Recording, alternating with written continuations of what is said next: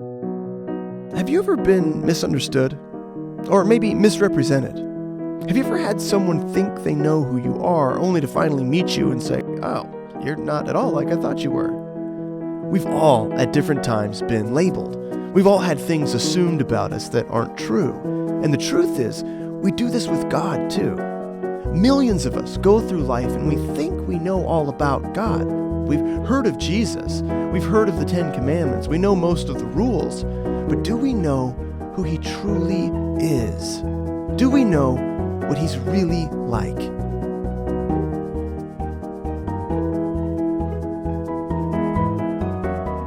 Today, I'm super excited. We got a series that I've been waiting for a while, coming out of Easter, called 4 Things I Wish You Knew About God. 4 Things I Wish You Knew About God. And the whole series, I want to wrestle with one question. Now, this question is so important. It's so challenging. The truth is, many of us, we've had a relationship with God for a long time. Some of us, we're new to faith. Others of us, if we're just honest, we're skeptical, maybe even a little cynical. All of it's okay, but I just want to challenge you to think about God for these next few weeks, and we're going to wrestle with this question, and here's what it is. What do you think about God, and what do you think He thinks about you?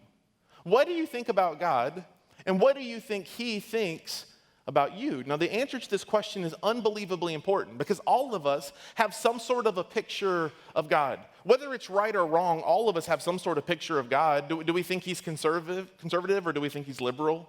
Do we think that He is far off and aloof and doesn't really care, or do we think that He's intimately involved in every detail of our life? Do we think He's white, or do we think He's black? Do we think He's a guy, or do we think He's a girl? We all have some sort of a picture of God. And all I want to do in this series for the next 4 weeks is I just want to ask the question, who is God? What does He think about us? And when you think about Him, what is it that you think about? And let's really wrestle through this together. And here's my goal today. I just want to create the space for God to speak for Himself. Now, here's the reason this is so important. There's this brilliant theologian named A.W. Tozer, and this is what he says. Check this out. This is in your notes. We tend, by a secret law of the soul, to move towards our mental image of God. We tend to move towards whatever picture we have when we think of God. He goes on to say this. So what comes into our minds when we think about God is the most important thing about us. What we think about when we think about God ultimately becomes the most important thing about us. It's what draws our soul, whether closer to God or farther away from God. So here's what he's saying is the picture you have of God matters so much. I would say it to you like this. The reason that it's so important is we become like what we worship. We become like what we worship. The thing that matters most to us is the thing we become most like. Now, worship is not just a church word. Worship simply means what gets our attention, what gets our adoration, what does our heart chase after, and we ultimately become like what we worship. And if this is true, then let's make sure we have a right picture of who God is. And today, I want to go to one of my favorite passages in the Bible. In fact, this is a passage in the Bible that is possibly the most quoted passage in the Bible. It's the most quoted passage in the Bible inside the Bible to itself. Like more passages in the Bible reference this one. It's in the book of Exodus chapter 34. If you're new to the Bible and you brought one with you, it's the second book of the Bible, and we'll get there a little bit later. Today, what I want to wrestle with is this idea that God has a name. God has a name. Now, our names are unbelievably important. In fact, you didn't get to choose your name. You were given a name, but all of our names, they matter so much. If you pick up any psychological journal, you'll quickly discover that our names have unbelievable significance to them. Your name matters so much. And you know this is true because in your life at some point there's been someone who said your name, and it's like your heart melted because you didn't think they knew you, but they knew your name. Conversely, have you ever had that moment when someone that you thought you knew, they gave you the, "Hey, bud," hey, champ," "Hey, sport," and they didn't really know your name, and you knew that they didn't know your name? I feel so bad. I try to know everybody's name, but I'm terrible with names, and I feel so bad about it. But the truth is, I have this irrational fear of getting your name wrong. I am absolutely petrified of it. Let me give you a reason why. When I was a freshman in college, my freshman year, First semester, I was new to school. I was trying to make friends in a completely new environment. And immediately I hit it off with this guy named Mike. And Mike and I became instant friends. We had a lot of commonalities. We both love football. We both love food. There's not much more to life than those two things. And so we just hit it off. And for the first month and a half of school, we were inseparable. We were always hanging out, always just joking with each other. And we became instant buddies. Well, we had 2 or 3 classes together. One of the classes we had was speech class. And speech class always trips people up. It always freaks people out. I grew up holding a microphone. And so speech class to me was like a free A. It was super easy. I loved it. Everyone else was panicked. I was totally calm about it. And I'll never forget, the way speech class would work is we went through a couple weeks of teaching about how to give a speech, how to introduce yourself, all the basics of public speaking. And then we had to do a speech in front of the whole class, and we had to do multiple. But on the very first one, what he would do is he would call up people by name. So he'd say, Andrew, you're up next. And Andrew would come up and he'd give a speech. And I was in that class with my buddy Mike. And so we loved the class. He also was a pastor's son. And so we were both used to speaking in front of people. And so Andrew got up and spoke, and then Kevin did his speech. And then the teacher says, up next, Jason, you are up next, Jason Graffam. And my friend Mike stands up and walks past me. And I looked at him, I'm like, he said, Jason, sit down, Mike. And he looks at me and he goes, my name's not Mike. My name is actually Jason. I go by Jay. And then he walked up and he gave his speech. And the whole speech, I stared at him like,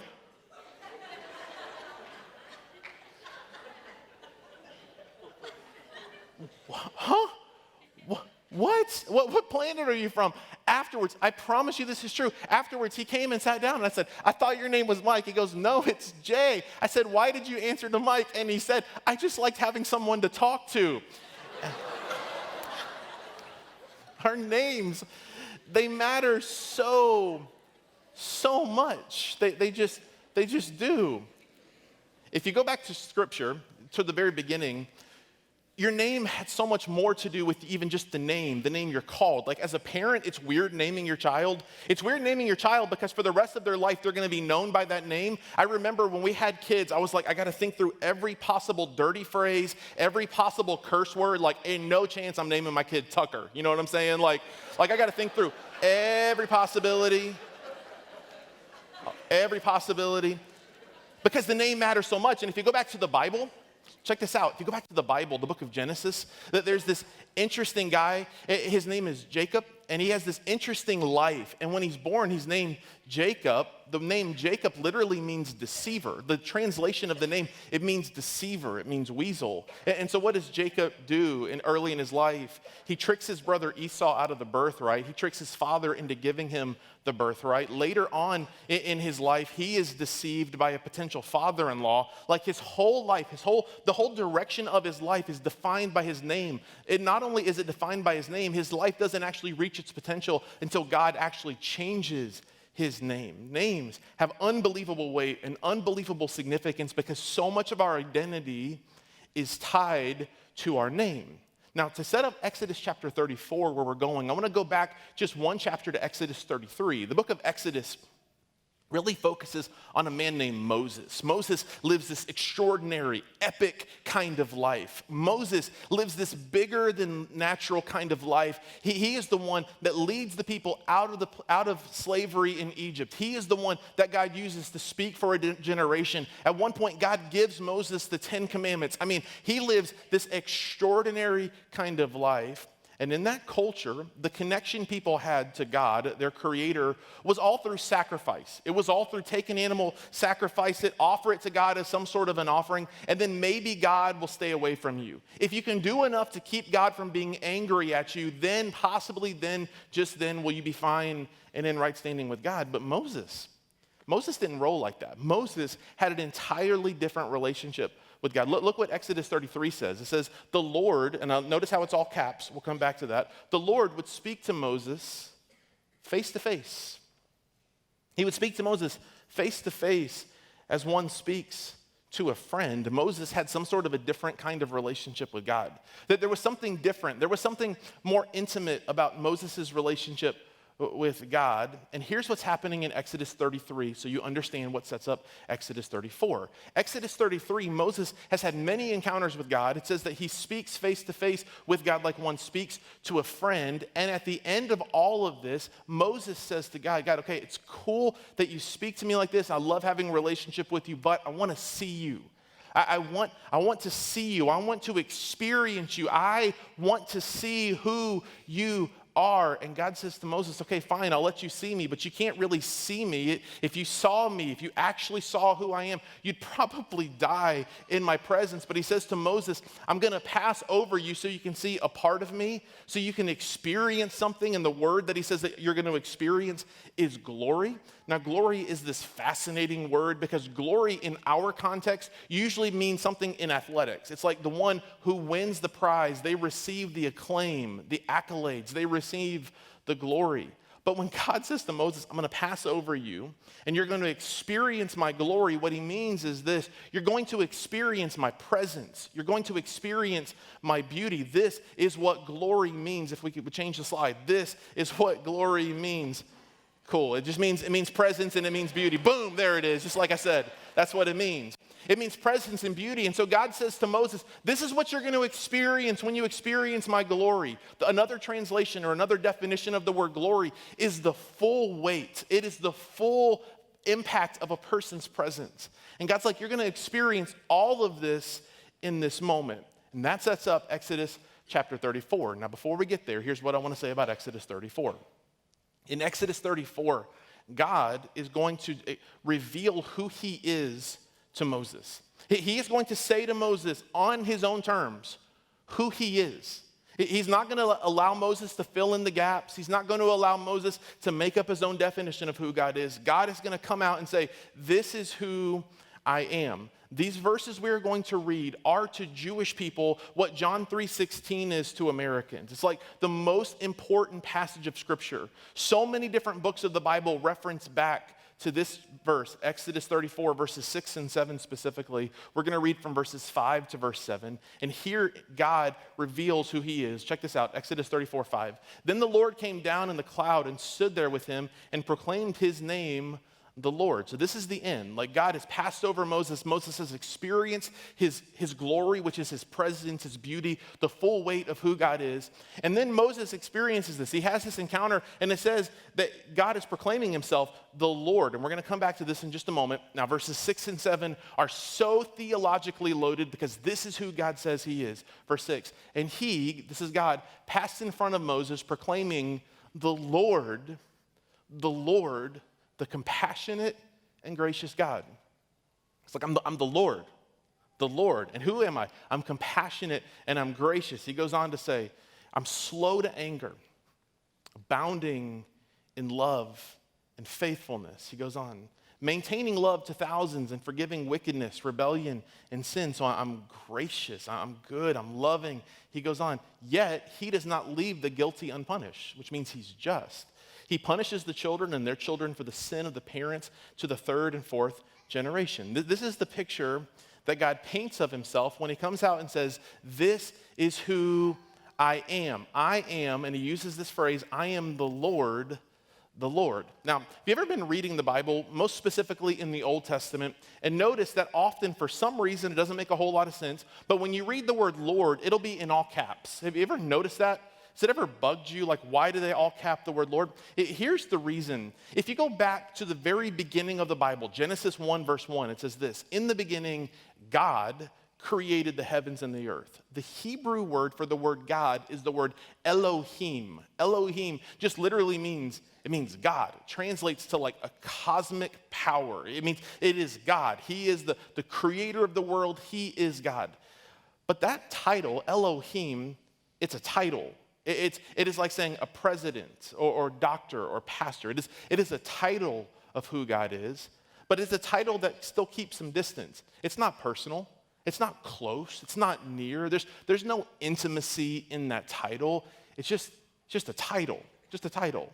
But then, if you keep going into the Bible, Exodus chapter 3, there's this fascinating moment for Moses. If you know the story of Moses is chosen by God to go back to Israel to say to Pharaoh, my people, God's people, they're in slavery. You need to set them free. So Moses has this encounter with God. We know this from the book of Acts that Moses was walking in a wilderness for 40 years.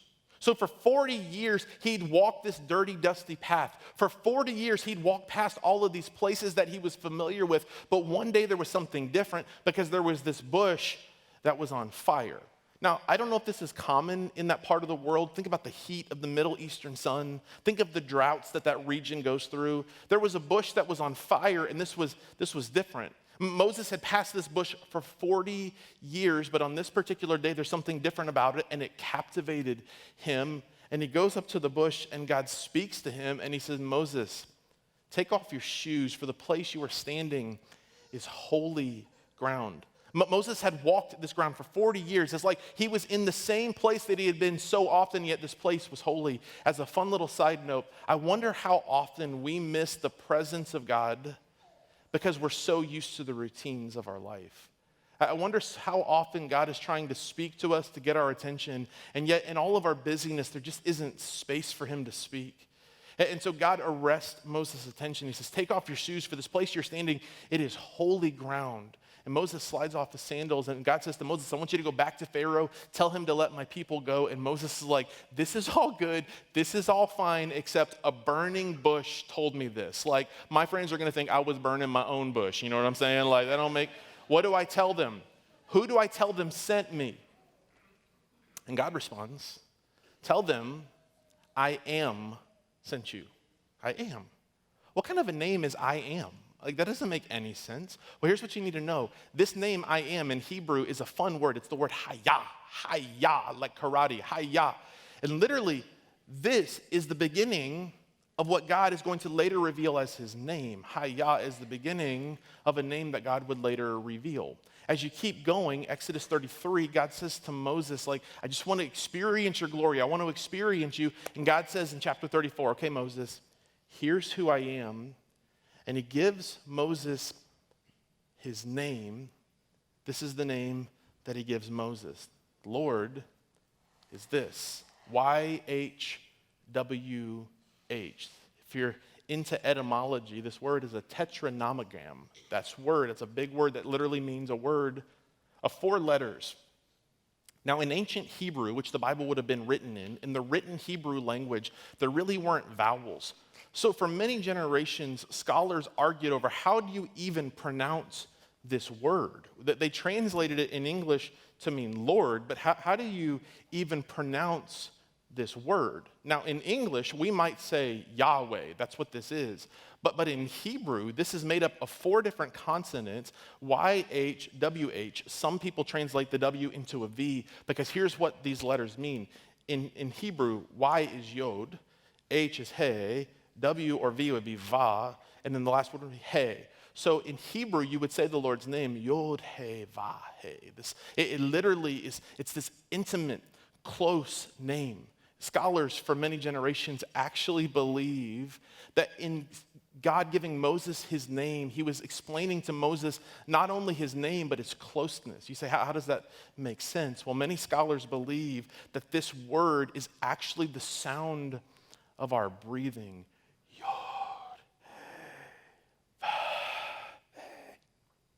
This is the sound of our breath. Now, the average person takes about 26,000 breaths a day, 26,000 breaths a day. You should take 4 to 6 breaths per minute, and when you breathe, you probably should breathe from your stomach. But the reality about so many of us is we're so busy, we're so focused and distracted on different things that we don't pay attention to the way we breathe. And the reality is, most of us, instead of breathing 4 to 6 times from our belly per minute, we breathe from our chest 16 to 20 times per minute. Scientists say that we should get about 95 to 99% of our energy just from our breathing alone, and yet we rush it and we miss it. We rush our breathing and we miss the energy. We rush our breathing and we miss the potential from it. I wonder if this is something that God was saying to Moses. He's saying to Moses, I am the Lord. I am your God. This is who I am. This is my name, Yod He Vahe, Yahweh. This is my name, but I'm trying to explain something to you. I am closer than your nearest breath. I am here with you. Now, the whole thing I want you to know today is that God has a name. It's the name Yahweh. But the thing I want you to get is the fact that God has a name reveals some stuff. One of the things that it reveals to us is that he's near. He's close. We can experience him in any possible situation. So something else you need to understand is this, is that the Bible, sometimes when we read the Bible, we think of it as this like self-help book. We think of it as the tools that we need to get through work tomorrow and to deal with my relationship challenges and to fix all of my money problems. But did you know what the operative word in those three statements was? My. We think of it as all about me. But the Bible was never written to be about you. In fact, if you have your message notes, the Bible is not a story of us, it's the story of God. The Bible was always intended to be a story of God. It's the God who is near, check this out, and it is the God who has a name. Now, this is so important. The fact that God has a name, Yahweh, means that he's near. It means that he's close. It means he's ever present in every part of our life. It also means this. It means that God is a person. Now, this matters so much. Now, I don't know exactly what this means. I don't know how to explain this to you. I don't know if God has a face, if God has hands, if God has feet. I don't know, anthropomorphically. I don't know what God looks like. None of us actually know what he's like exactly. But here's what we know. We know that God's a person. Here's the reason this matters. He desires to have a personal relationship with you. You can't have a personal relationship with an object. You may love the shoes you're wearing, and girl, they may make you look fly, but they will never have a relationship with you. They just can't. You can't have a relationship with a television. You can't have a relationship with your phone. You cannot have a relationship with an object, but you can have a relationship with a person. And as we start the series, here's everything you need to know. The first thing is God has a name. It's the name Yahweh. Literally what it means is it means that God is near. It means that he is close. And it means that he wants to have a personal relationship with you. Now, if you're like me, when I read the Bible, words just tend to leap off the page. When I read the Bible, it comes alive for me. And I want to point something out to you. The reason as you read through the Old Testament that often the word Lord will be in all caps, that there's a bunch of reasons. But the first thing is this. The ancient writers believed the name of God to be so holy, so revered, so beautiful, that they would never risk saying it and saying it wrongly. But one of the 10 commandments is you shall not take the name of the Lord your God in vain. And there was this great fear that they would say it wrongly, and in saying it wrongly, somehow they would upset Yahweh or God himself, and so they avoided it. Later, they came up with a different word, Adonai. Adonai literally just means Lord. It has a personal bend to it, which means my Lord. And so what they did in doing as they translated the Bible is they took this word Adonai and they replaced it, wherever it said Yahweh, they replaced it with the word Adonai. And that's why in your English Bible, as you read through it in the Old Testament, when you read the word Lord is all capital. The reason it's all capital letters is they want you to know that that's where the word Yahweh was. That's where God's saying, this is my name. This is who I am. And in my name, you find my identity. In my name, you find my nature. In my name, you find who I am. Can I ask, can we go back a few slides to the book of Exodus 34 again? Let's start in verse 6. Exodus 34, knowing everything you know now, let's go back to Exodus 34, 6. And he passed in front of Moses proclaiming the Lord, Yahweh, Yahweh, and then it reveals his nature. Compassionate and gracious God. What is the picture you have when you think of God? Compassionate, gracious, near, close by. He goes on to say this. Next part. He's slow to anger. Is this the picture you have when you think of God? He's abounding in love and faithfulness. It goes on. He maintains his love to thousands, forgives wickedness, rebellion, and sin. So he's a forgiving God. It goes on. Yet he does not leave the guilty unpunished. He punishes the children and their children for the sin of the parents to the third and fourth generation. That's the fourth thing. He's a just God. Let me end with this thought. I would never, ever want to be accused of challenging the writers of the Bible. I never would. But I wish, in some way, that instead of using the word Lord, like the authors did as they translated these verses we read, I wish they would have used the word Yahweh. And here's the reason. Yahweh is the name that God says over himself. This is how God introduces him. You may have a picture of God, maybe your picture is shaped by someone else, but this is how God introduces himself. Adonai or Elohim, the different names that we use for God, they're good and they're appropriate, but they're title. It would be like me saying about my wife, the wife, or the wife of Jason. There's no intimacy in that language. There's no love. There's no romance in that language. In the same way, the fact that God has a name means that he invites you to experience him as a personal God.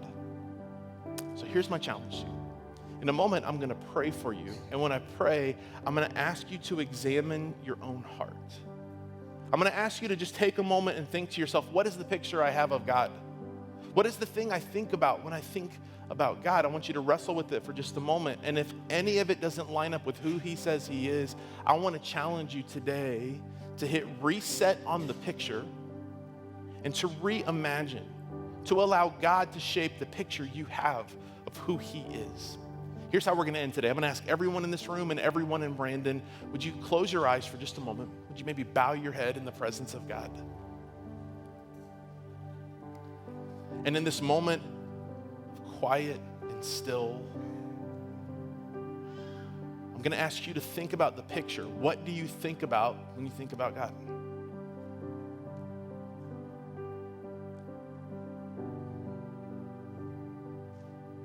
Maybe you're like so many people. Maybe you're like Moses, so busy, so hurried that you miss the reality of God being near, closer than your next breath.